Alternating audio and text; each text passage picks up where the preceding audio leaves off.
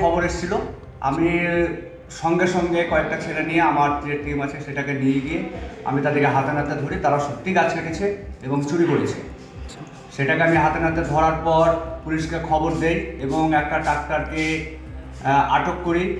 সেই ট্রাক্টর এখন থানাতে নিয়ে গেছে এবং যারা আসামি তারা সব ধরে পালিয়ে গেছে, তাদেরকে ধরতে পারেনি। আপাতত একজন ধরা পড়েছে, এখন দেখা যাক থানা কী করছে।